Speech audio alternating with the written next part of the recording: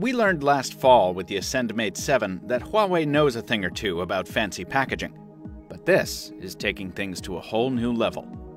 I'm Michael Fisher with Pocket Now, and this is our unboxing and first look at the Huawei P8 smartphone.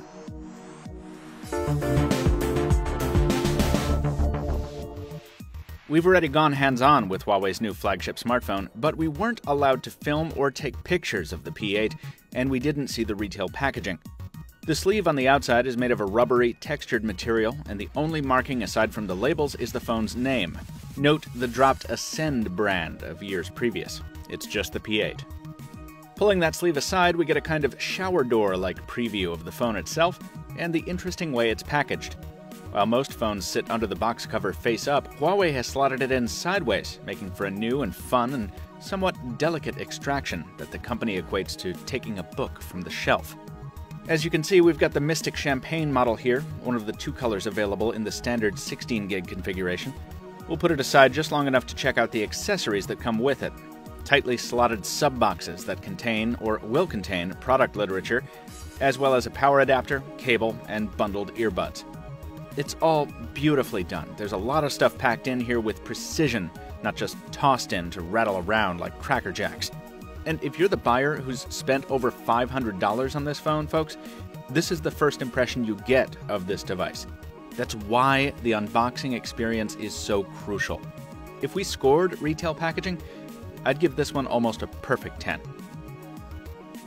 Let's move over to the phone, whose protective back cover tells us where to find the SIM and microSD card slots, side keys, and the optically stabilized 13-megapixel camera and NFC tap point. Now that we know all that, let's peel it off. Quiet, please.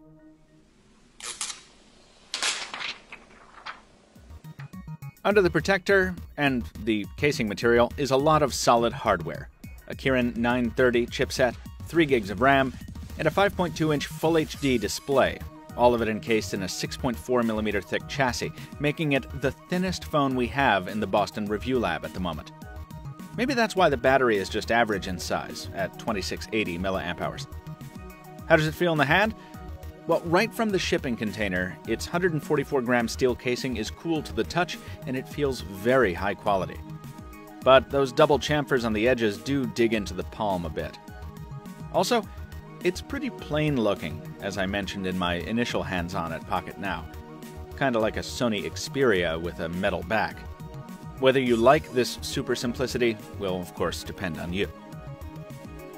Powering it up, it's no surprise to see that Huawei has sauced up Android 5.0 with version 3.1 of its homegrown EMUI.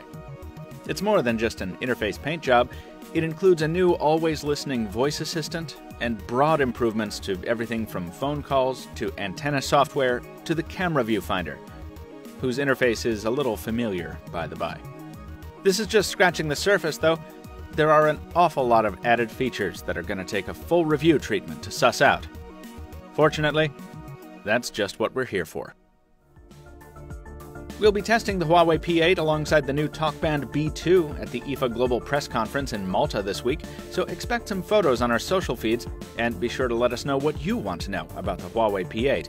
Leave a comment down below.